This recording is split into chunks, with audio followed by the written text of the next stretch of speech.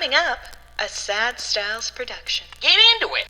1992 sleeper hit and Final Fight clone Rival Turf has made its way to the SNES Online, and we're about to find out why this week on the Retrograde podcast.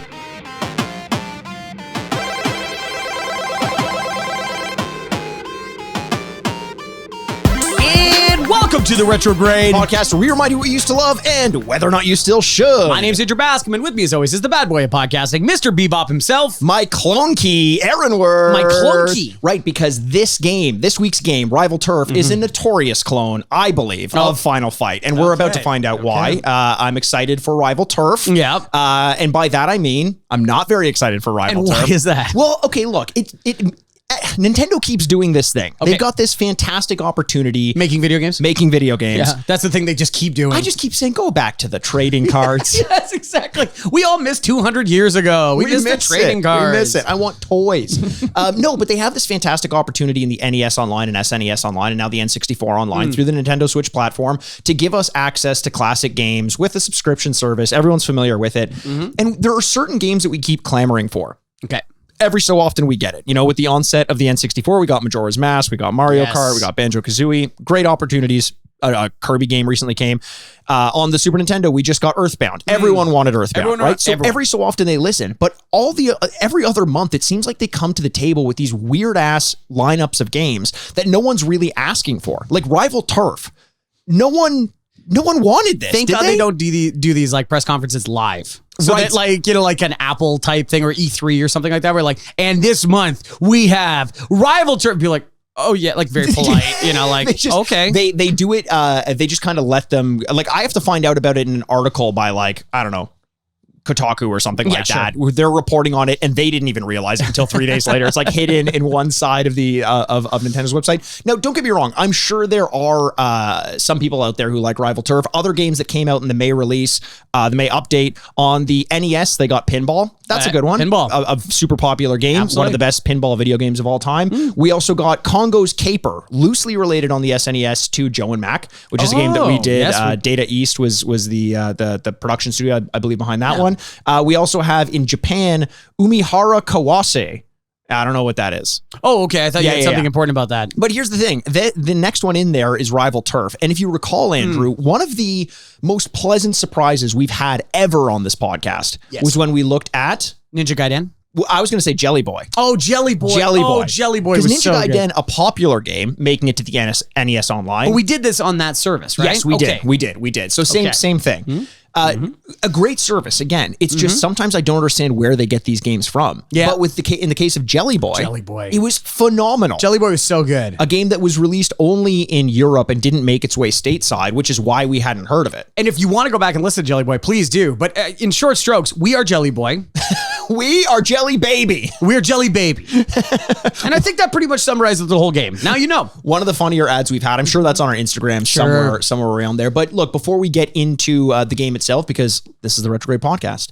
If you're new to this podcast, first of all, thanks for listening. Hey. Secondly, typically what we do is take a look back at the games that we used to play when we were kids. Usually it's something we had an affinity towards one way or another. We rate and review the game as we remember it as little baby boys. Then we play the game. Little jelly babies. Little jelly babies, exactly. And then we rate and review the game as it holds up in the modern day against the likes of modern games. Right. Great formula. And in fact, listen, don't let me be the one to tell you. We found it carved on a stone under a bush one time, and then we went, oh, we have to create a podcast now. It's a mission from God. It is a mission from God. God loves Nintendo. God loves podcasts. And he just wants them to make cards again. It's so funny that Nintendo, you know, for all the many great things that they've given us over the years, trading cards. That's it. End of story. The beginning and end. Are so stubborn. They're right? they're the Apple of video games. They really are because it's only their stuff. It's their own ecosystem. Yes, exactly. It's insulated as a company and stuff like that. And it was funny talking to Barry last week. You know, we had a guest on last week, Barry Kranza, who was talking about how working with Nintendo, and he was saying it like very nicely, but it sounds like it's a real process. Yes, absolutely. And I don't mean that negatively. I just mean it's like they are very secure. They're very protective of their brand, which is probably why their brand has been so good for so long. I mean, there are cases, you know, with them licensing out their characters to like the Philips CDI and things like that, where if they had continued down that route, you would have had a weird multiverse of Nintendo characters, none of which were good except for maybe the first party releases from Nintendo. So I get it. I get why they stepped in and said, no more. Yeah. No more. Yeah, they're like, we're going to make a movie. Oh God, what did you do to Super Mario? No more. That makes sense to me. And Barry, you know, working with Premium Edition games, they essentially what they do, they're not really working with Nintendo first party properties, but they're bringing indie games that are being developed on that platform a physical release. Yeah.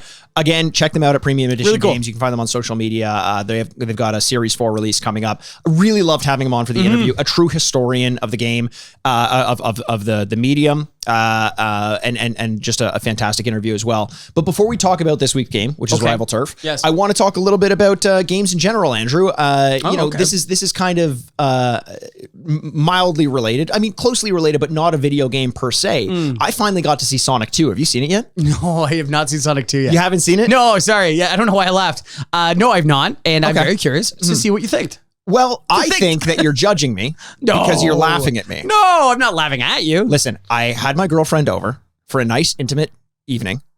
Andrew's rolling his eyes. Sorry, I Jim from the office into our cameras here. Check us over at YouTube so you can see me roll my eyes at Mikey all the time. She said, "I'm so happy to see you," and I said, She said, "Shut up! I got Sonic 2." I said, "Did you know?" No, to be fair, she loved the original Sonic as well, so we figured we'd watch that. Sonic 2, we watched it, and I'll say the original is much better. It's much more effortlessly good. This one feels very pandery. It feels like they had certain things that they had to do to appeal to different demographics. Like there's a fucking dance-off scene in this to Bruno Mars's this shit that ice cold, I shall fight for that white gold. This shit. Yeah, no, we got it. Okay. All right. Simon, Jackson, Salmon. Mississippi. Wow. Yeah. Okay, so yeah, there's a dance-off scene to that. And obviously I remember that from the video game, so that's important. Yeah, of course, the dance-off scene. Yeah. So you're watching moments like that and you're like, what the fuck are we looking at here? However, there's a decent amount, I hesitate to call it pandering because pandering feels like a negative connotation. But pandering or references? Like references. Yeah. So there's like one moment when Jim Carrey as Dr. Robotnik as Egghead. He does play, and he does such a good job. Oh, very good. He's trying to figure something out with a machine, and his sidekick says he can do something. He's like, "How did you know I could do that?" And the guy's like, "Oh, it's right here in the manual." And the manual is very clearly a Sega Genesis manual, that's cool. That's I fine. like those things. I'm fine with that.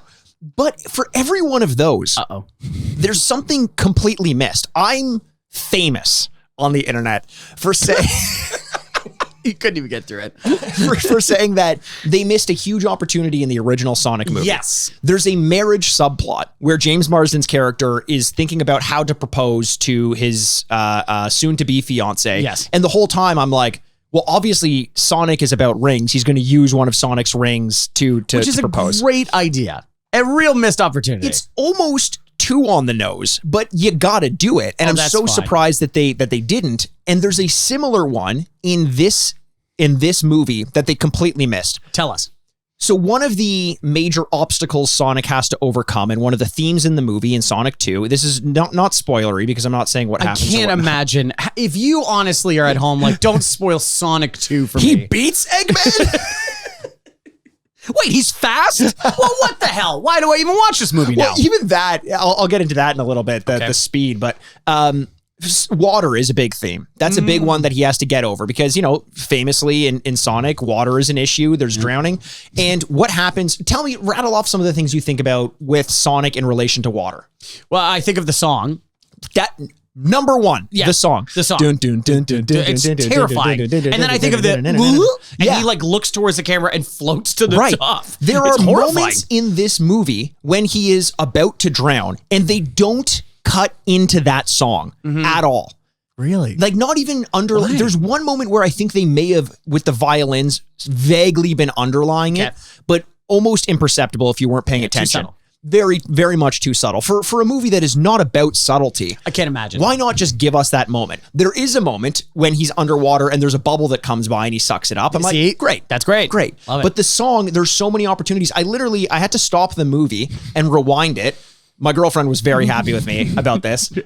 You were watching on VHS, right? Yeah, on VHS. Yeah. Rewind it. Yes, exactly. It'll only take a second. Yeah. Just to see if I missed something with the music. Because I'm like, there's no way they missed that. Everything else has been so heavy-handed with the references, and they missed that. It bummed me out. Yeah, I'm sure your girlfriend loved it. I can't imagine this is where we've started. Like, hey, we're gonna play this game. What's up? Let me complain about Sonic 2 for a little bit here. It wasn't accurate enough to the video game. We are a stereotype right now. It is video game related, though. I mean, it's video game adjacent. Say so. Yes. Yeah. But you haven't seen it. I thought for some reason you had. No, I haven't seen it yet. I don't know. It's I wasn't as crazy about the first one, and everybody like it seems to be like a number one with a bullet now, going like, well, that's the best video game movie of all time. Detective Pikachu is the best video game movie. Okay. Did you like that one? No, eh? What's your favorite video game movie of all time?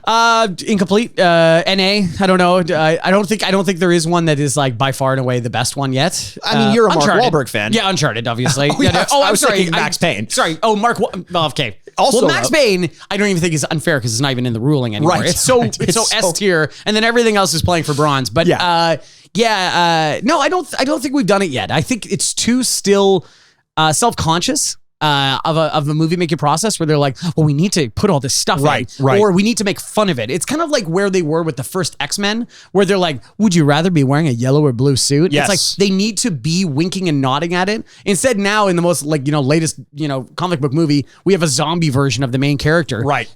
We've gotten past that slightly, but I still think we're in that with video games because of the lack of success.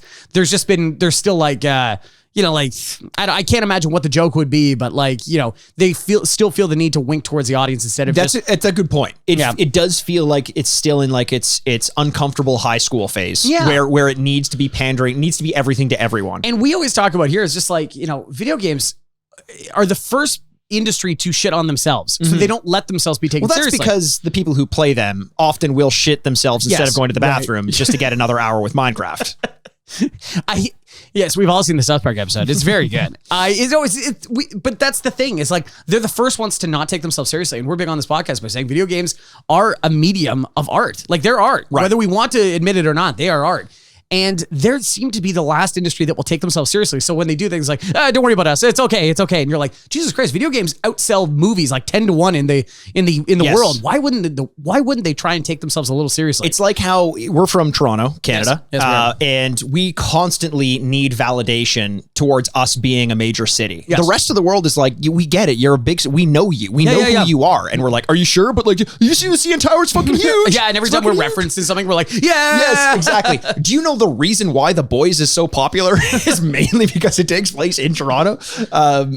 Although it doesn't take place in Toronto, but it takes place in a made up city. But like literally you can see the CN Tower in it. They don't hide that they're filming in Toronto. Yeah. I think that's going to change though. And I don't mean the Toronto thing. I mean the video game thing because like Last of Us is going to be a TV show soon. And like there are ways that we're going to take the storytelling that has been so good in the last 10 to 15 years of video games and just put it on screen, like without the joke, without the wink, I'm sure there'll be something, but like they're going to show that it's just good storytelling in a different medium. And I'm really excited for that. So you want to know an unpopular opinion?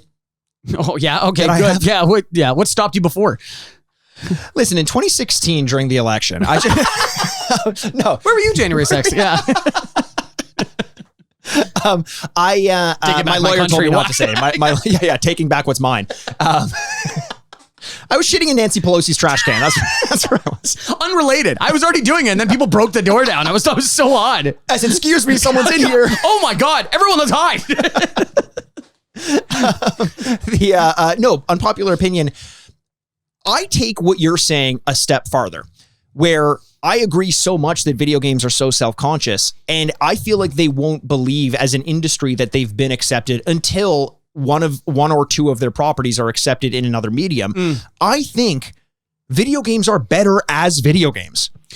Okay. And The Last of Us may be an example where you can create a great story out of what that's created. But I bet you playing the game is better than watching the TV show. Yeah. Okay. This is something that we've had offline that I think is a good online conversation because I'm excited. There's no coincidence that the stuff that we're talking about with the Detective Pikachu, Sonic, the things that like that I was like, I'm not so crazy about, are all properties that were created in the 80s and 90s. Right. Video games were a different time then. Yes. They're bigger, they're flashier, they were over the top with their, man, they're like symbolism and things like that. Whereas some of the newer stuff, like try making a Red Dead Redemption movie. It would just be a cowboy movie. 100%. And I feel like I've seen it. It's called Tombstone. Yeah, and it's probably awesome. Like Yes. it's great, awesome. You know what I mean? And so you wouldn't have to make this thing of like, it's a video game movie. Like that would just be a movie. And same with Last of Us. That's a zombie movie. It just happened to have been based off of a video game first. But here's the thing: is the what that does is it excises your experience as the player, right? Like it is a great movie. But you know what's better? What people like about Red Dead, apart from the story's fantastic, right? But it is the getting bored and getting that's not a shot, but it's the getting bored and getting lost, getting drowned in the world. Yeah, 100%. Yeah, like that's Sonic. like if like Sonic, exactly. Yeah, John Marston running around. Spoiler alert. Yeah. The oh wait no. Arthur Morgan. Okay, wait. You just somehow you saying spoiler alert tipped people off to something happening about that. I don't know how that's possible. But that's part of it. The story lands harder in The Last of Us because you just made your way through a weird navigation of clickers versus the enemy army versus this and that, and you did it by the skin of your teeth. And now everything means that much Absolutely. more. Or they make you make the decision. When you watch it on a screen, someone make a very hard decision. Like in our favorite video game of all time, Sophie's Choice. So you watch Meryl Streep make this decision instead of you going, press A to save one child, press B to save other child. Yes, you know what I mean? That's like, press A to have doubts. And it's so much harder when you are the person that Meryl Streep, best video game character of all time. Honestly. Doubt. Sophie's Choice. Do I need to say more? The laundromat. Press B to take off the disguise that everyone knew you were wearing the whole movie. Yeah, press Y to become Statue of Liberty. Y to pander to audience and become Statue of Liberty. Yeah. Man, there are some people that really love that movie, and like people that I really like their opinions on movies, and I'm like, do I need to watch that again? No, you don't. Why? Andrew, Wildly they're off. But it's when you are the person that's in control of the hard decisions that you have to make, it takes on a different weight entirely. And I think more of Last of Us 2, and I'm not going to say anything about that just in case you want to play it, because I think it's one of the more fulfilling video game experiences I've had in a long time, and challenging experiences that I've had in a long time.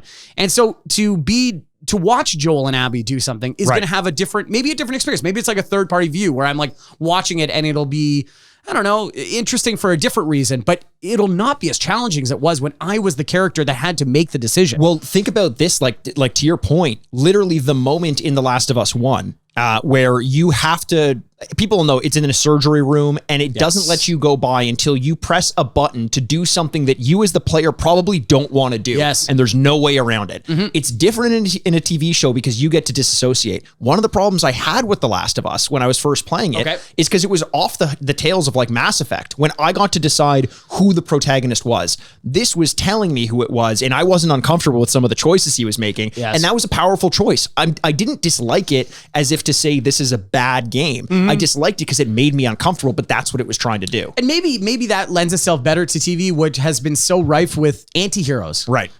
Joel makes decisions that I wouldn't make. Right. And that's a very interesting and challenging experience as a player. I wouldn't have saved children's lives. No, let them, they're on their own. Yes. It's fodder for the clickers as I run away. Right. Or as a father for Ellie. Yes. Father figure. Yes. No. What's the difference? Hey, not for me to say. No, I think this is going to be interesting because I think they're gonna I don't know.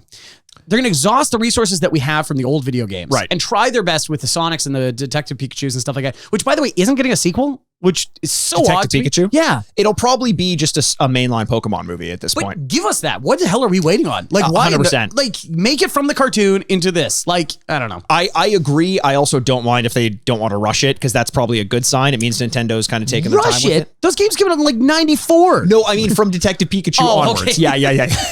What the hell are they waiting on? One letter at a time? You know what? You mentioned The Last of Us, and this brought up. I did. We'll get into this week's game in a little bit, but one more question before we do. You brought up The Last of Us, and it brought to mind a question that someone had asked on our social media at Retrograde Pod on Twitter. You're at Retrograde Andy. I'm at Retrograde Mikey. You can find us there. We have some good conversations like this one. Yeah. Someone had posted an image which was essentially challenging. Like, It's very challenging. Very interesting. It says 1,000 words. Should it? More than that. Oh, really? 240 characters, or 280 characters, actually. It's limited. Elon, help us out. Elon. Yeah, come on. Let us write essays. Save us.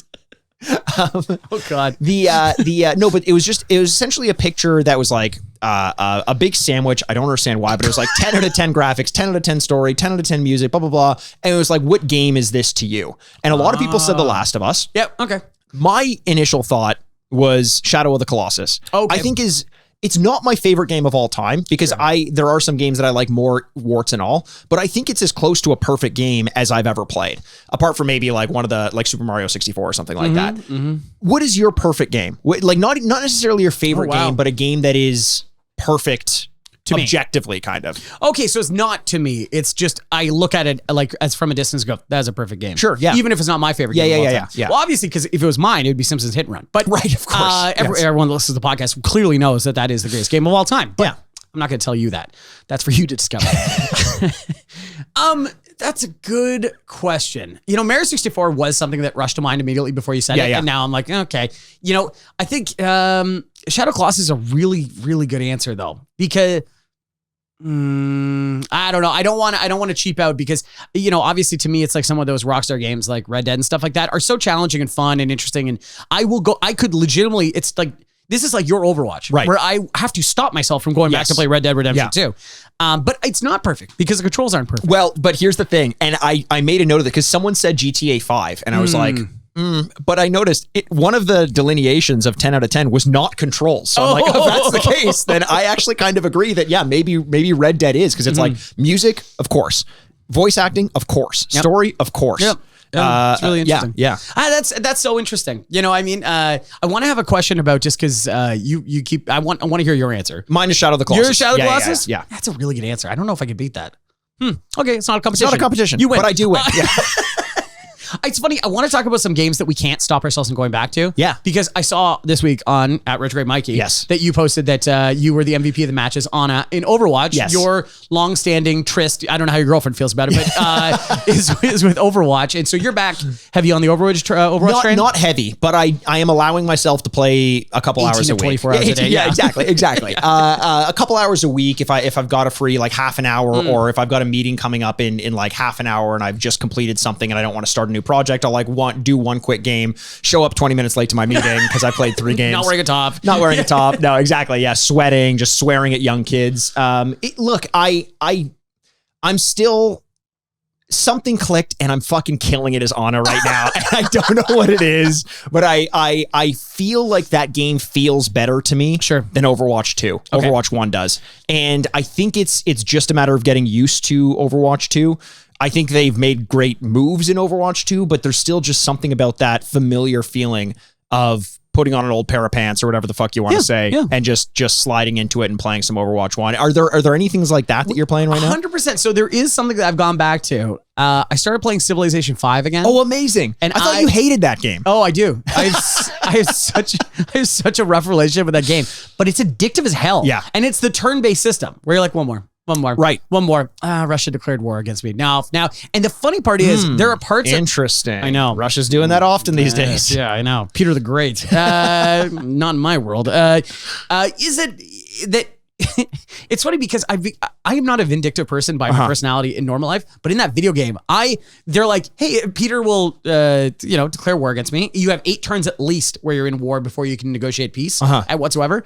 And he comes back, he's like, I smoked his forces. I'm now at my own line and now starting to work my way into Russia. It's like completely worked backwards against me. He's like, hey, peace. I'm like, no. And I made him give up legitimately every piece of not a property, money, greats. We've got furs, we've got oil. I'm like, I want every single thing you have there to get peace. And I'm like, man, I'm really crazy. Did he give it? Oh yeah. He is bottomed out completely. Can you then turn around and fuck him over hardcore? So the problem is that there is a warmonger penalty where all the other countries will now see you as a warmonger and they might come after you. Oh, interesting. So instead, and there was a few countries that didn't like that I just took him to the cleaners. Well, now you got all his assets to turn against them. Yeah, so you're good. It's more of a threat, like a hard look from me at this point. And they're like, I'm like, what? Do you have a problem with me? And they're like, no. But yeah, no, that game is super addictive, and it's the turn-based system. You know, obviously, I love Age of Empires. I keep talking about that in this thing. I don't have a PC, so I can't play it. Right, you got Mac. And I refuse to buy a PC just to play that game. I thought you were using Boot Camp at one point. I was for a bit, and like I have a MacBook Air. Like it's just not big enough of a system to do things because I use it for work and I travel in my backpack and all this kind of stuff. So to get a slightly heavier laptop just to play video, I'm like, I can't really, I get that. Yeah. I get that. But so this is like that nice little like bridge just over a little bit. Yeah. I'm glad to hear that. I love when you you getting into Skywalker Saga, Lego Star Wars Skywalker Saga, those, because I know you are often, like, you do the same thing as me. Sometimes you get fixated on one game and it prevents you from branching out a little bit. I've actively been trying to branch out as much as I can. And it seems like you're doing the same, and it's great. I'm trying. I hate to say, but it's the analogy between I love watching movies, and sometimes you're like, I don't want to watch a whole movie, and instead you watch 3 hours of television, and you're like, exactly. Well, what did I just do? Yeah, why? I could just watch the movie. 100%. And it's the same thing of like starting a new game. Like, no, I'll just play, I'll just play MLB The Show for 2 hours. Well, you could have just gotten into a new game. So you could have just gotten into a new game. And look, if you're just getting into a new podcast, that being the Retrograde podcast, we want to say thank you once again, and we also want to say thank you to everyone who's actually taken to the forums, to social media, and to the podcast apps to leave us a rating or review.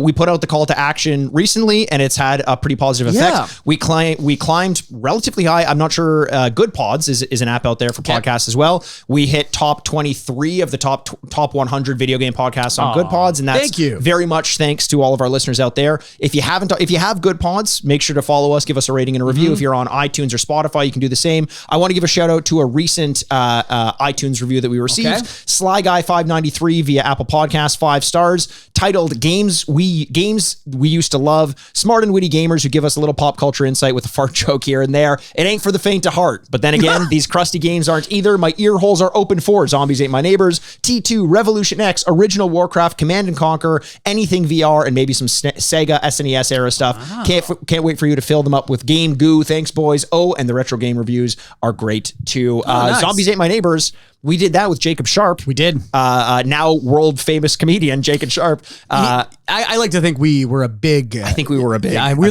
the kindling that his career needed. Absolutely. Yeah. So thank you, Sly Guy 593. You can go check out Zombies Ate My Neighbors if you want. You'll get an extra laugh because Jacob Sharp is a fucking hilarious human being. He's a funny guy. Also, visiting a town near you doesn't matter where you live in the world. Yeah, he's coming by soon. He's touring. Whether you want him to or not, he'll be there. He'll be there. Look behind you. He may be there right now. Whoa! Has everyone checked your house yet? I did check your house. He was already there. Really? So I had to go find a new house. And when I got to that house, he was there as well. Amazing. Incredible stuff. He's fast, man. He's a fast guy. He's a fast guy. Like our two protagonists in Rival Turf. Fast because look, I said it up at the top. I've never played this game. Okay. I was baffled as to why this made its way to the SNES Online. I did recognize the box art, though. Okay. It's 2 human children. Good clarification. With 2 children. Alien? Human. Gotcha. Okay, thanks. Goat. With leather jackets on. Oh. Looking real tough. Okay. Looking at you as if to say, you picked this box up? Oh. You're getting a fucking knuckle sandwich. Yeah. With extra ketchup. Ew, there's ketchup on the sandwich? After he punches you, there is. Oh. Just kidding. It ain't ketchup. It's blood. It's blood, baby. Okay. A baffling cover art, piece of cover art for this one. Children like teenagers, right? Not children like toddlers. They're like 3 or 4 years old. Whoa. It's like Boss Baby going through his rebellious stage. I'm not gonna lie though. You go from turf to turf. You're like, these are the clown gang. This is the baseballer. This is the baby gang. You're like, oh, I don't want to mess with baby gang. They know something. It's Rival Turf. Rival Turf, the 1992 classic hit, aka Rolling's Revenge. Rolling's Revenge? J.K. Rowling. The Rival Turf. The Rival Turf.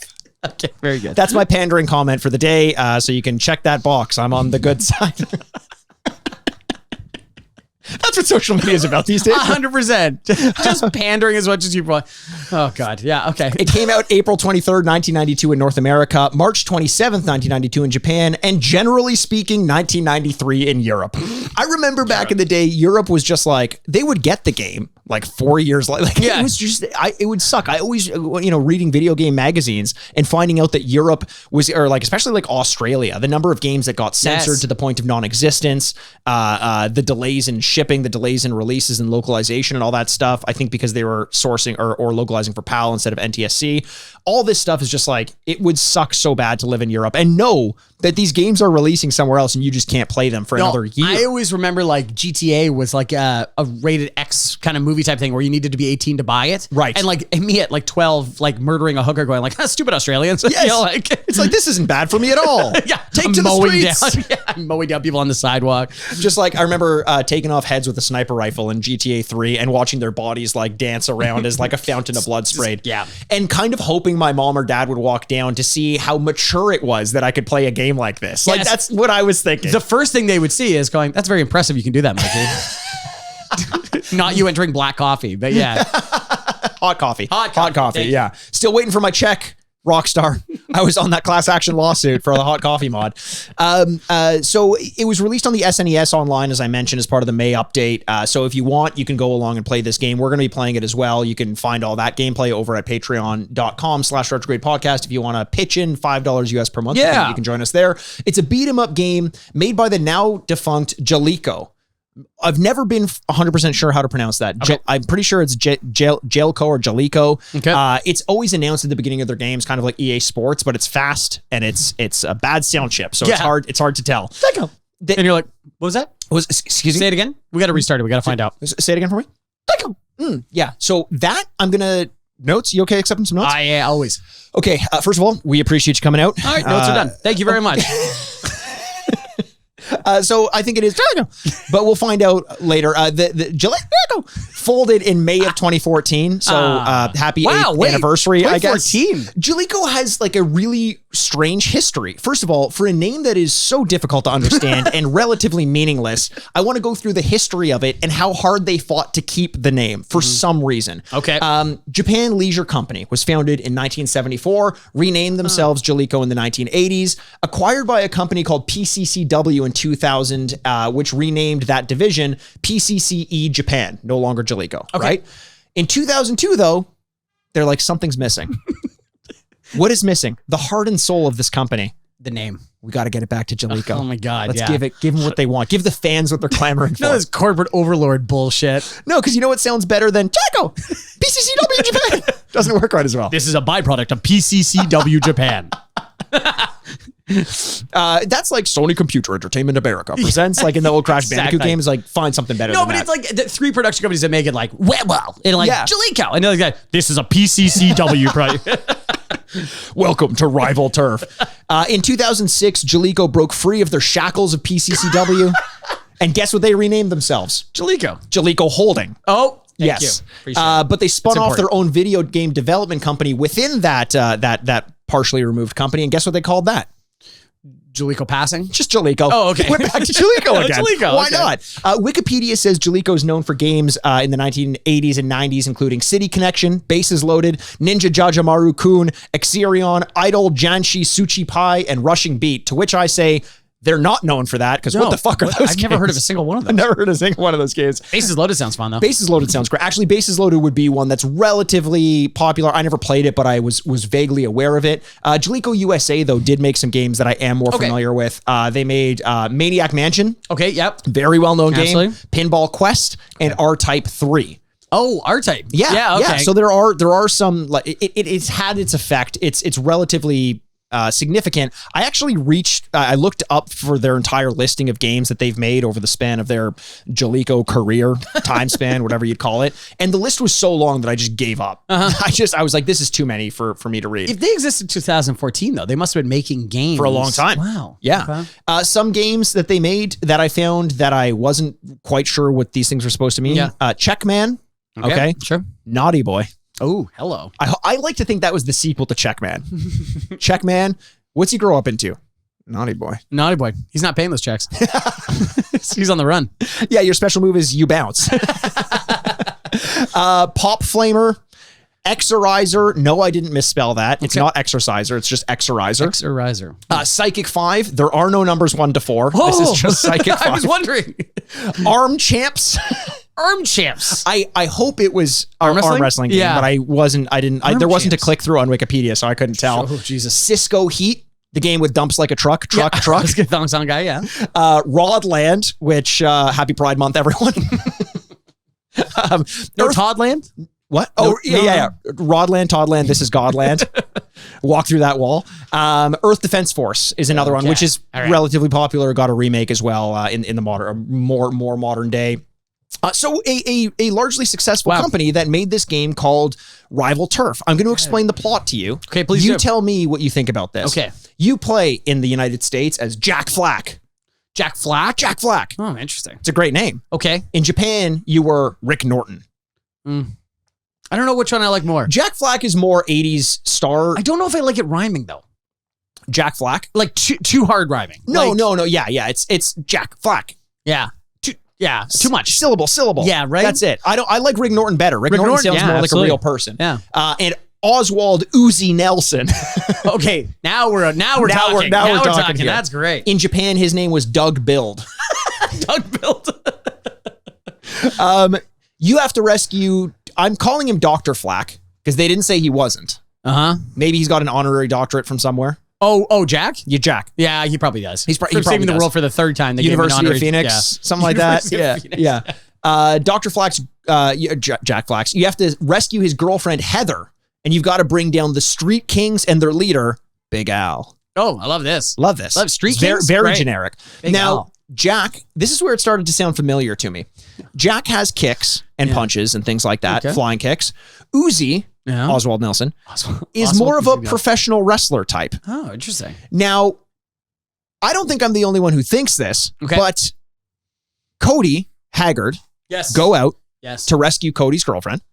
And Cody is kind of the punches and kicks. Haggard is a professional wrestler type. Yes, he is. And also eventually a mayor, Well, was the mayor. Yeah, was the mayor. He was the mayor while he was doing this. That's the best part about him. He was the sitting mayor, We've got a debate to get to. Debate these. Rips off his top. You got to stop ripping off your top at every meeting, man. Do you just walk around with only one suspender on, Haggard? What's going on? You should make the suspender the sash. You know, like the mayors have like sashes. That's a good idea. Yeah. I like that a lot. 100%. I like that a lot. I'm not the only one who thinks that this is very much a Final Fight ripoff. I didn't read that before putting 2 and 2 together. It's very on the nose. The graphics look very similar. The pacing, the streets, the settings look very similar. Damian McFerrin of Nintendo Life at the time, or I think in 2002 retrospective, said it's desperately short on originality with truly unoriginal gameplay. He also said that it clearly copied Final Fight and named that in it. Nintendo Power also said in regards to the box, the marketing people on this game actually had a pretty outside the box idea, which should have stayed off the box. Hello. That is good writing. There we go. That's really good writing. And the weirdest thing about this, I described that story of needing to go rescue the girlfriend and all that.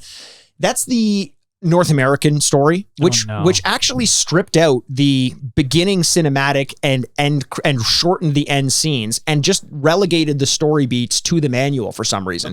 In Japan, you were a detective as Rick Norton, and your partner Doug Build was another detective, and you were going to rescue Rick's sister.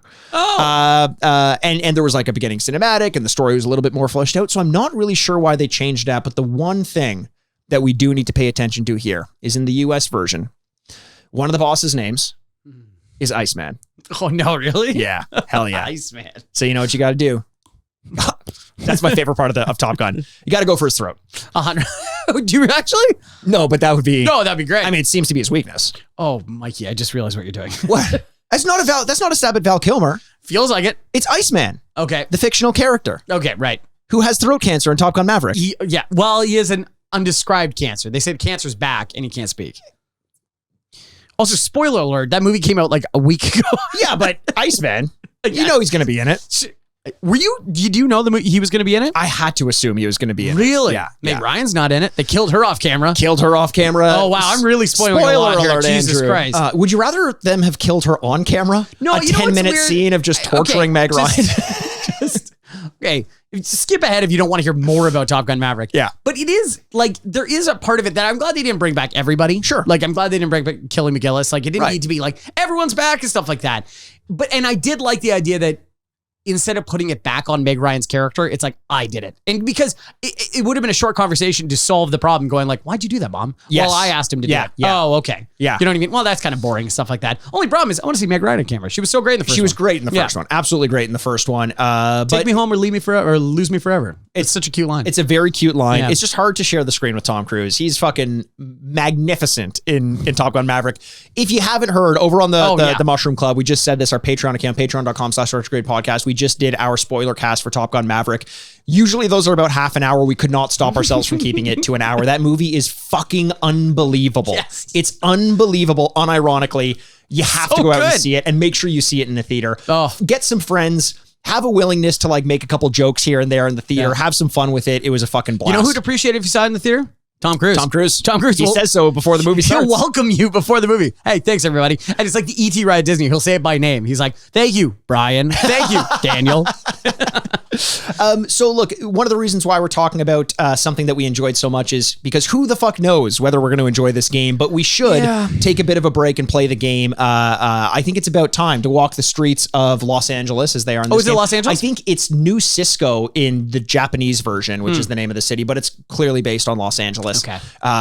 You can tell because of all the palm trees, the Hollywood sign, the starving actors and actresses who come at you from all angles. Yeah. It'll be a guy in like a Speedo in roller skates or something like that. And you're like, LA, am I right? The only thing is, do you think this game's going to be any good? No. So my thing is, if it's just a Final Fight clone, right, won't that kind of be okay? Yes, as long as here's the thing. There were a ton of games like Final Fight. What made Final Fight good wasn't the story. I didn't know what the story was. I didn't know what the story was when I was playing it as a kid. But the little things like the animation, the design, the collision detection, those sorts of things, that was harder to nail at this time. That's like the development of the game and the bare bones of the game. If you're cloning a game, my assumption is that you're just going to do bare bones, get it out as close as possible. But like a lot of the reviews talked about collision detection being an issue in a fucking beat 'em up game, animation being an issue in a beat 'em up game. This game did not get good reviews. I'll say that right now. No, it didn't. And very, very snappy reviews. Very Nintendo very power. snappy. That guy went on to go host the Golden Globes later.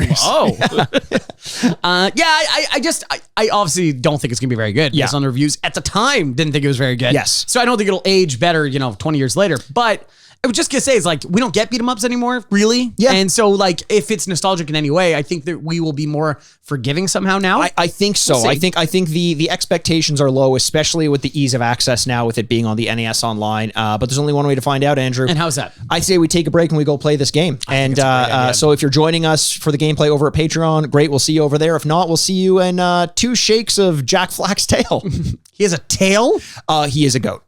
Just a reminder that you can now find our gameplay segments where we play through a portion of today's game and provide video commentary while doing it over on our Patreon, patreon.com/the Retrograde Podcast. Join the Mushroom Club for $5 US per month for access to all the gameplay, plus 2 to 4 bonus episodes per month where we do things like character drafts, top 10 lists, and even take some suggestions from our community. So show some support to the podcast by joining the Mushroom Club at patreon.com/the Retrograde Podcast for access to bonus content and all of our gameplay segments. We'll see you guys on the other side. And welcome back to the Retrograde. Yeah, what's up? What's this? What are you doing now? Oh, who's this? Who is this? You're asking me on my turf who this is? Yeah, tell the truth. I'm asking you. I'm telling the truth. Okay. You're in the wrong side of town. Really? Yeah. Why? Okay, I was just casually walking. I took the bus here. I'm by the stadium. You beat up a bunch of people on the bus to get here? That's unrelated. That is, listen, I don't know how. Skinny Arnold had it coming. Reggie, Skinny, Kato. Man, some real characters. Some real characters. Well, obviously, we just played through Rival Turf! Exclamation point. Yes, we did. It took us from the streets of LA. We did ride the bus and beat up some people. The Police Street. Police Street was the name of the street. That's true. The safest street in the city, I think. Funny enough, yeah. Depending on your background, I guess. Depending on who you are. Police Street is either the best or worst street in the city. Oh, God. And then we took the bus to the stadium. Yes. And then from the stadium, we went to the skyscraper. Because there's only one. The skyscraper. There is the skyscraper. There's the skyscraper. All the other ones have been taken over by other rival gangs. We did not have trouble making it through this game. No. Granted, it's longer than the likes of Batman Returns, so I think it's expecting you to make it through. You know, we didn't have to use a single continue, but we did die every so often. As you're listen, how many times do we have to say this? Right, we say this all the time. You wake up in the morning. Yep. You take the police street over to the bus. Absolutely. The bus goes in the opposite direction, takes you over to the stadium. When this is going to happen, and your goal in the morning is to take down the Street Kings, a lethal gang in LA, you're going to die a couple times. For sure. When I wake up in the morning and I check my phone and I looked up, I'm like, what am I doing today? What are you doing today? Buy milk. Okay, great. I got to buy milk. Okay, Yeah, good. 2% skim? I'm a skim guy. Okay, good. You look like a skim guy. You know, that hurt my feelings because it's true. And there's nothing I can say about it. I do look like a skim guy. It's water milk, and I can't fight it. You look like because I was raised on it, and now anything more than that feels like cream. It's not my fault. It's my parents. It's like James Marsden is somehow the least attractive hot guy in the entire fucking world. It's so true. Like, it's so weird. Like, we were talking about Tom Cruise earlier, and sorry for any spoiler alerts we gave you guys, but when you break down feature... I don't apologize for the record. Okay, well, there you go. I don't feel bad. If you break him down by feature, you're like, is he an attractive guy? But you put them all together. Hey. Greater than the sum of his parts. Hey, isn't that the truth? Isn't that the truth? Yeah. Tell the truth. Well, absolutely. Well, so what happened? You checked your to-do list. So I checked my to-do list. Buy skim milk. Yes. We've established that. you as you go to grab it, your hand brushes up against James Marsden's. Or you also grabbing skim milk? He looks at you and he says, yes, I used to be Superman. You look at him and you say, I don't give a fuck. And you walk right out of there. Wait, Superman? Wasn't he Superman on Smallville? No, that's Tom something. Oh shit. No, they do look alike now that you say it though. He was Cyclops. But, oh right. Yeah. Right. Oh, okay. Well, big day for you. So I check that and I say, hey, buy skim milk. Got it. All right, cool. And I'm like, file taxes. All right, great. Bring down street LA Kings. LA Kings. Street Kings. Bring down Street Kings. And I'm like, okay, one by one. Here we go. Here we go. Rudy, you coming next. Okay. Kato, I see you. Yep. Yeah. Hands in your pocket. And it's going to be tough for you. Yeah, just 1 second. Taxes go in. And then I beat the shit out of those guys. Angers Kopitar, the LA Street King. There's Dustin Brown. You retired? Okay, got it. Oh, okay, cool. Yeah. All right. He's going to be a coach someday, maybe. Who knows? I've always loved Dustin Brown. This isn't a hockey podcast. What are we talking about? Very specific. It's like, you know how you draw people into a retro gaming podcast? You talk about the only ever Slovenian hockey player to play in a market that not many people are paying attention to. Angers Kopitar, welcome to the team. Yeah, we're talking about a hockey team. I hope everyone's aware of that. Yeah, From LA because the game is based in LA. There we go. Everyone's caught up. Right. About the LA Kings. About the LA Kings. Now listen, I thought it was grass. Suter finally got a Stanley Cup. I mean, yeah, exactly. So Andrew, speaking of the streets of LA and making our way through them, this felt to me, in the beginning, one-to-one with Final Fight. Okay, yes. The collision detection, which for some reason that was the word that wouldn't come to me when we were playing. It's as though during the break I just lost that vocabulary. But the collision detection wasn't that big of an issue, right? Like, I kind of noticed it. But the one thing I will say for sure, something happened about 5 to 10 minutes into playing this where I lost all interest in playing it.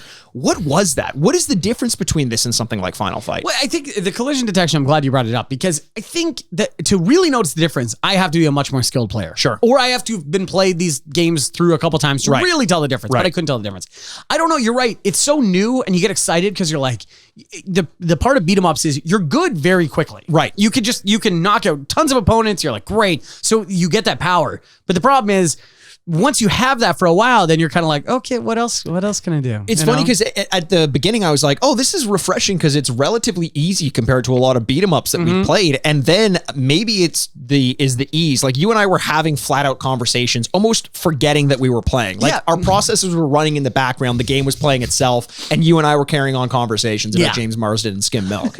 In fact, we're still playing this game. You just can't see it. You just don't even know it. Yeah. Stage 4 complete. Okay. It is true that. And if it doesn't take that much of your brain power, how much fun can you actually be having? That's 100% It's more just checking a box or filing your taxes. So, but this is the problem. I'm not going to say this is a problem with Ravel Turfs. Right. I'm going to say it's just a problem with beat 'em ups in general. Yes. And the reason why we don't see a lot of beat 'em ups anymore, because it's not very compelling. Right. And the thing that separates the good ones from the bad ones, it's easy enough to have a game where you walk from left to right and punch and throw and all that stuff. And in spite of that, in spite of the vast number of those games that existed in the 80s and 90s, there are a few that we remember. you know, you got River City Ransom as an earlier example. You've got Final Fight. You've got Streets of Rage, maybe some Battletoads, maybe some Double Dragon. But there were Ninja Turtles, Simpsons. There were hundreds of more than that. You know, licensed properties aside, because I think those are going to get clout no matter what. But the good ones, like Final Fight, why was Final Fight so good? Right. Because they found something out with the formula. Sure. What was that? Maybe it is the unnoticeable things like collision detection, which you and I can't put our finger on quite, but it just makes it feel better when you're playing the game. Je ne sais quoi. The je ne sais quoi. Yeah. You know, it would be similar to like playing a sports game, even if you're not familiar with the sports, or like a sports arcade game, like an NBA Street. Right. You can play NBA Street, or you can play one of the various other street basketball games, but there's something about the mechanics, whether you notice it or not, that makes Street more fun than, say, backyard basketball or whatever the fuck it was, any of those examples. Right. So I kind of think that that's what it is. The things like collision detection, the things like maybe the music being noticeable a little bit more, the move set. You know, the first time you suplex someone, it looks great, but you want a little bit more variation and context. The 1000th time you've done it, you're like, okay, this is still cool. Okay, cool. And now the 2000th time you've done it, comes back around. You're thinking, I fucking love this game. This might be the greatest game of all time. The greatest game of all time. The 4000th time it happened, I suplexed you in real life. Yes. I was asleep. And you just picked me up and suplexed me. The problem is, I feel like there's a certain avenue to this towards fighting games as well. Right. Where, like, we're not big fighting game guys. No, right? no. I was as a kid, for sure. Okay. Sorry. Not like Street Fighter fighting games. I mean beat 'em up games. Okay, beat 'em up games. Yeah. But there's a certain aspect where you got to be a big fan to really explore the nuances of it. Right. But as a person, as just a generic video game player, which I like to think I am really the generic create a character before you edit anything. It looks like me. I'm just like, you are body type 3 or something like that. Just scroll through the list and Richie you're just there. Incognito. Yeah. And then they got to change your name a little bit. Yeah. Like, I like to think I am the generic player. And so but you do have to appeal to these people. It's got to be fun. Right. And much past the stage one. And I just don't know if it was really getting there. That being said, the graphics are good. The colors are cool. The music is generic. The graphics look okay. Yeah, they're not as good as something like Final Fight. Even I noticed that everything's a little bit more faded out, a little bit less personality, and it feels so much like it's trying to be Final Fight that you're immediately going to compare the two. Whereas Streets of Rage does enough to separate itself from a design perspective, where when you're playing it, it has its own personality. Okay. The other major thing that I noticed is, where were the items in this game? Well, that is definitely coming up because that adds some randomness to the game. Right. And the fact that the food pickups or the weapons or something like that were very sparse. Yes. Really, because you're doing the same thing with the same enemies over and over and over again. That is like one of the true moments of like finding an oasis of doing something. Yeah, give me a pipe, give me a knife. Like, we found a knife and the first thing you fucking do is throw it. Yeah, I didn't want to throw it. There it goes. And it's just off the screen. Yeah. Just a complete, I think and here's how I know that the earth is curved. Because when you throw that knife, it keeps going on a straight line. Right.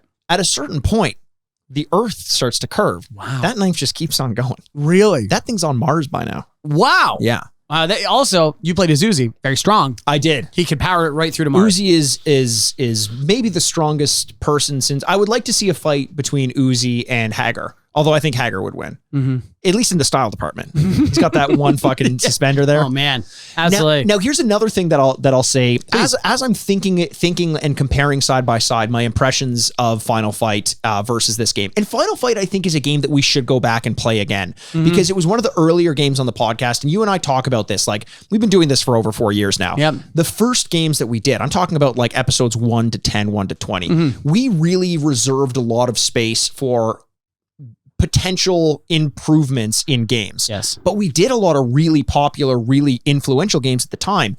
And we kind of reserved our modern day scores because we're like, maybe there's going to be something that comes along that's better than this. We've also gotten much better at retro games since we started this game. We absolutely have. And our palette has been more refined in that regard. Absolutely. So as we do this, and I'm noticing some of the things that maybe I didn't pick up on immediately, but pacing in this game is a big difference. The number of times an enemy is off screen and we're just waiting for them to join the fucking fight. Standing there. Yes. Like, we're legitimately, because it also taught us not to stand near the edges of the screen. Yes. Yeah, because things were coming off screen. Okay, fine. So we stand right in the center and just 4 or 5 seconds, just us waiting. In a game like this is really damning. Especially because there are two things going for this game that Final Fight, at least on the SNES, doesn't have. One, in Final Fight in general, no run button, that's a massive improvement. The ability to pick up speed a little bit, love that. Changes the pacing, changes some of the play that you have with the enemies.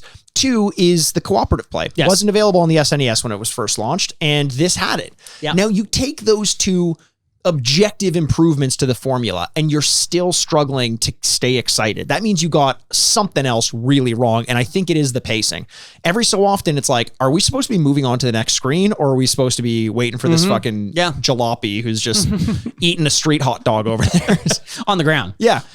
I feel that, and and then it had to go instead of that's Final Fight as well. But instead of the game saying you can go, why aren't you going? Right. This one, we're waiting for it to tell us, you can now advance. Yes. There's a difference between those two things.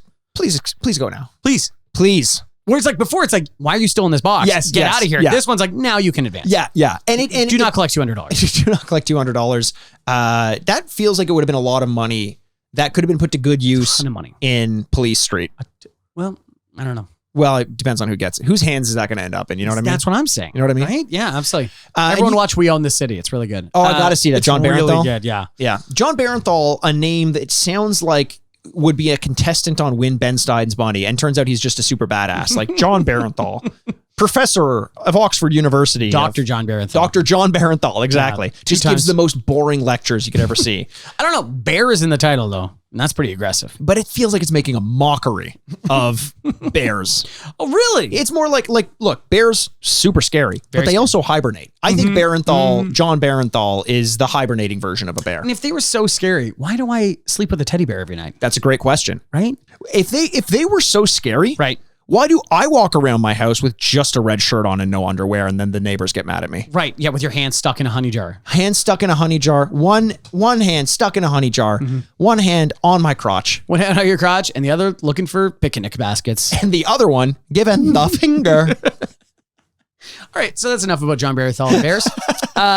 You can tell we have a lot to talk about with this game. It's honestly we spent as much time as we could with. I mean, obviously not as we could. We could have kept going, but what more? Sure. We gave it a few stages and opportunities to change up the setting, to change up the pacing. Yeah. And look, in every beat 'em up game, the baseline is that when you go from one stage to another, the setting changes, and that happens. Oh yeah, it felt cool getting on the bus. The bus was cool, which looked like a TTC bus, by the way. Yes, in Toronto, our public transportation buses. Yeah. And then you get to the stadium, and you got like from a very close up backdrop on the bus to a very far away backdrop in the stadium, and then to a locker room. Cool, all good stuff. Yeah, the gameplay didn't change whatsoever. No, not at all. And I don't know if I expected it to, but in my memory of a game like Final Fight or Streets of Rage, the context made me feel like I was playing differently. Yeah. This one didn't have that effect. And between the lack of bonuses or whatever pickups that you can get, and also I always love the ones where the opponent does something and kind of hops out of nowhere. That's always fun. Yes. And in this, you kind of had a little bit of the guy was lying on a bench in the bus. Oh, he got up.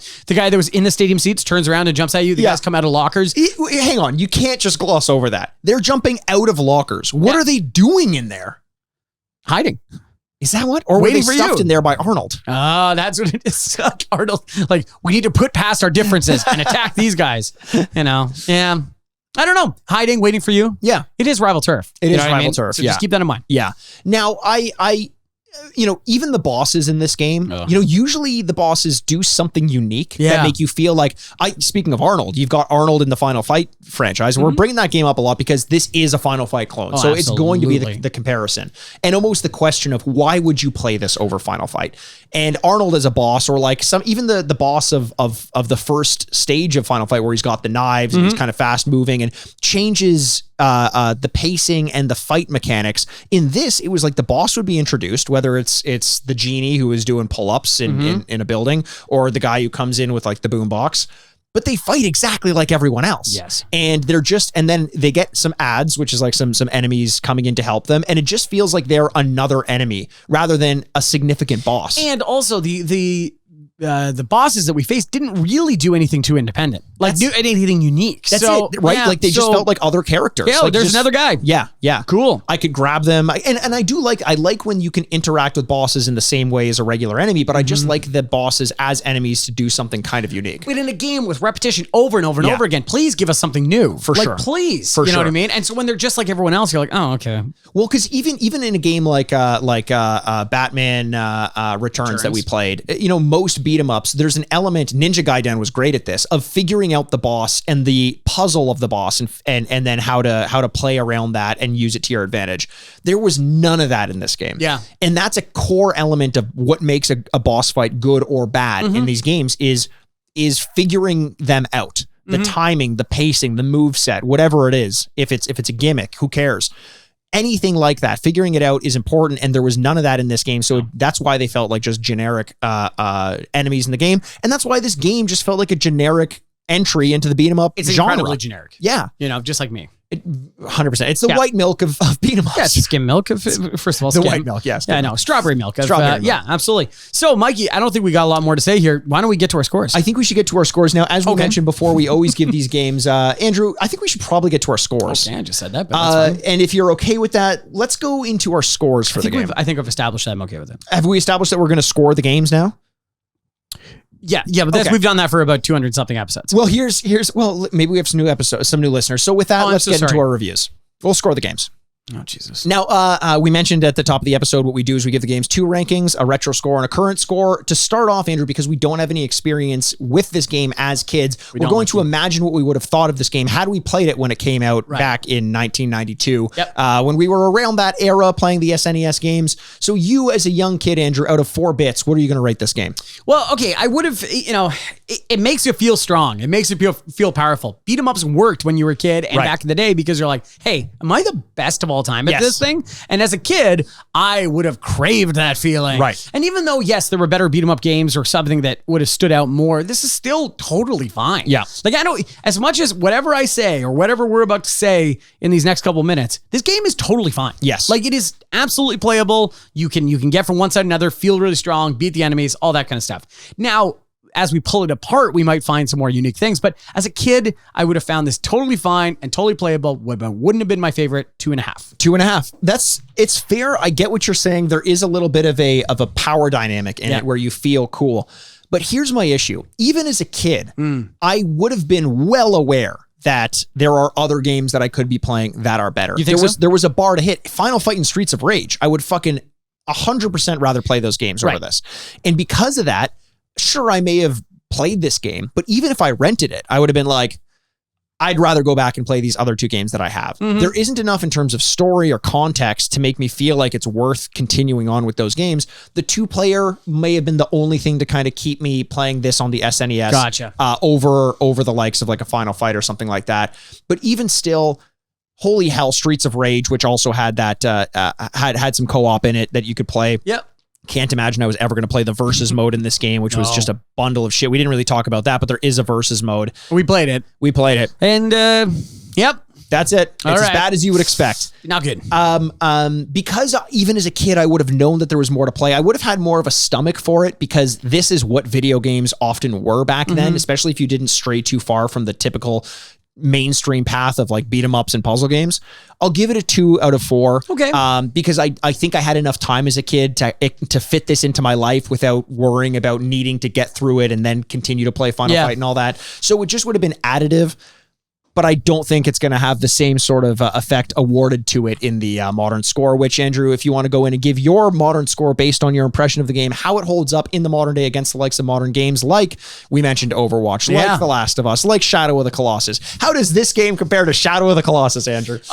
Favorably. No, like this is where this is a precipitous drop for me from the 2.5 because this game is just not a lot of fun. Beat 'em ups in general have aged very poorly. Right. Games can do so much more now. And yes, there are people that are big fans of the genre. I'm not taking anything away from it, but there's a reason we don't see beat 'em ups anymore. Right. The general population has kind of passed it and can do more things within the video game that they don't feel this to be necessary anymore. Now, if that's true, and this genre has been passed over a couple of times now, the few that are outstanding, that really hold their weight, are even brought down a little bit. And you got to imagine, since this isn't one of the top games, how far that is dropped. Yeah. if I have to go back to playing beat 'em up game, yes, it's Final Fight, it's Streets of Rage, absolutely, but it's not going to be this game. No. And even though it's completely playable, it is not outstanding in anything. Yes. Well, that's not a very good game. I'm going to give it a 1 out of 4. 1 out of 4. That, my sentiments exactly. I think, and one thing I want to clarify that I know you didn't mean it this way, but like there is a market for beat 'em ups, and that's for like the fans of retro games. But the mainstream has definitely looked past it and look no further than the Streets of Rage 4 game that came out, because it a lot of hype around it. A lot of people played that game and realized it wasn't quite for them. It felt like there was something lacking because, as you mentioned, video games have come a long way. Yep. If there were more of an RPG element, like a Castle Crashers or something, which I think is the best example of how you make a beat 'em up game in the quote unquote modern day, because it's an older game at this point. Yep. But I want some growth. I want some development. I want some more character. And this is not that. No. I agree with you. There's no reason I'd ever want to go back and play this. Yes, it's available on the NES or the SNES Online, but I would say you have zero reason to go back and play it except for to look at the box art, which is hilarious. The reason for that is sometimes you and I don't really enjoy a game in the modern day, but it's worth looking at because of how different it is. Yep. This is the exact opposite. Yeah. It's worth avoiding because it's so generic. You wouldn't even know what you're looking at. This is the skim milk of the beat 'em up genre. I'm giving this one a 1 out of 4 as well. Well, if it's a skim milk, then 3.5 out of 4. But it's not. And you know what? Yeah, like, hey, I know I'll get attacked by somebody that's like, I love beat 'em up games. I'm like, I know, I'm not speaking to everybody here. I'm just speaking about the general population. And even as fighting games are struggling to make new games that are relevant in the modern generation, beat 'em up games have just passed. You know what I mean? As a major seller for video games. Totally. So this game is not great at anything. So all combined scores, that's a 6 out of 6.5. 6.5. We got a 6.5. Well, that's pretty, that's fair. It's fitting. Yeah, it's less than 50%, a totally fitting score, I think, for a game you tried to be a clone and you succeeded. Yes. And because of that, you were forgotten. You are not as good as the original. That is a clone's job. You know 100%. what I mean? And also, I mean, unless we're talking about like, a super clone. Wait, now, what's this now, super clone? Super clones? No. Oh, you've never met a super clone before? No. Andrew. They're fun. They're fun. They're fun? They're fun. You'll find them in places like Police Street, and they're just wandering around having a great time. Yeah, I met like 4 Reggies the other day. 4 Reggies. Yeah, so that makes me think about it. I just, it's funny, we do this in the podcast, and this is one of those games that in, a year from now, it'll be like Rival Turf, and I'm like, what? Yes. What game is that? Yeah, I have no memory that I played this game, because what would I remember about this game? I totally, in fact, it's almost more deplorable for that reason. And I feel like I will remember it as being awful, even though it was generic. Do you know what I mean? I'll remember like, what are some of the worst games you played? And I'll be like, fucking Rival Turf. But not because it's the worst game I played, because it's not even good at being bad. Yeah. It's just mediocre as shit. It is so mediocre. It's crazy. Yeah. Well, do you want to find out how mediocre it is? Let's find out, Andrew. Absolutely. So it's awards time. Todd Snap's ready to go. Snap's ready to go. Let's make our way to the red carpet. Here we go. You've been waiting for it all year. The most glamorous award ceremony of the week. Ladies and gentlemen, the Grady's. Yeah, voguing. Oh. Hey, yo. Todd, look at me over here. Todd. Yeah. Do you think Todd must be good at this because it's like he's good at taking pictures of people in motion? Yes. You know what I mean? Yeah. Just saying. Oh, well, no, that's all I had to say. Okay, cool. No. How do you know he's good at taking... It's rhetorical. Okay, Elliot. Got a follow-up question about the Todd what's Snap up? Question? Yeah, it's about the Todd's. Floor is open for questions about Todd Snap? I feel like I answered everything already. What else do you have to say? Well, you mentioned that he's good at taking pictures of people in motion. I've never seen Todd Snap take a picture of a person. In fact, all these photos of the award ceremony he's taken are just of like chipmunks and dogs. Right. I have a whole photo shoot of him doing Mr. Mime, which I think is important that we point that out. That's true. Yes. He is a titled person. Yes, Mr. Dr. Mime. If you worked hard enough, yep. Okay, so Elliot come out in the leather ripped off, no sleeves, gloves. Yeah. Oh, man. Hey, Elliot, so show me inside your shirt. Mm-hmm. Yeah, one suspender. I like that a lot. That's really good. I like that. You see, he's getting better at it. He's getting better. Elliot, why don't you take off that weird police hat that you got that looks like M. Bison and reach into there and let us know what awards this game won. Stolen Valor. Oh, you know what though? Fitting crickets that there were no actual awards applied to this game. Yeah. Because why would there be? Well, the only time we'd bring this game up is like, you know what also won this award?